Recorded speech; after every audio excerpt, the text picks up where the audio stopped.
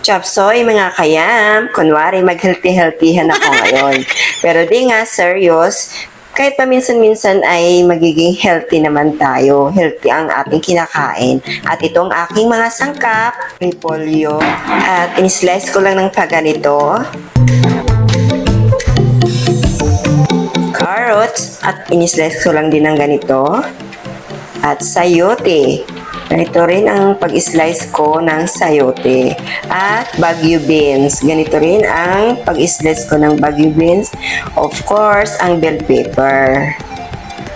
At nahiwa ko na nga ito lahat.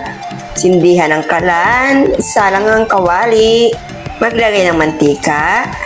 At ito nga pala ay konting pork lang. Pa-brown ko muna ito. Hintayin ko lang maging brown at ilagay ko naman ang mga sibuyas, bawang. Hintayin ko lang din mag-brown.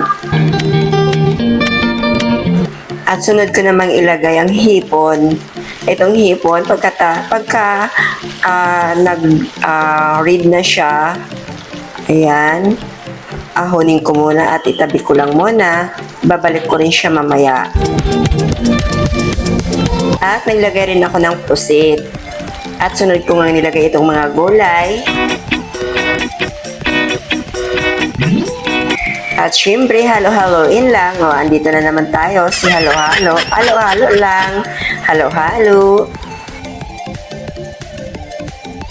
At naglagay rin ako ng pork seasoning and oyster sauce. At ilagay ko rin ng konting asin. Naglagay rin ako ng tubig. Pagkatapos ay tinakpan ko muna ito. After 3 minutes ay binuksan ko ito at nilagay ko naman ang repolyo. Oops, nag-aapaw-apaw, nag-uumapaw. Pero huhupa din yan mamaya. At tinakpan ko ulit ito.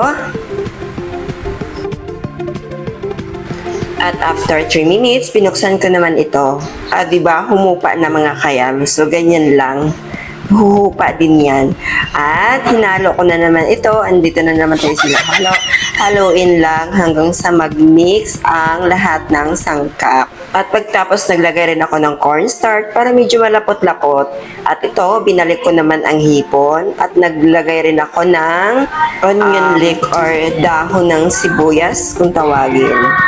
At ito nga, ay luto na ito. So, mas masarap kasi pag hindi overcook ang ating gulay.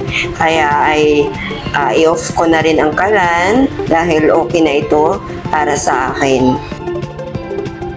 At ito, luto na.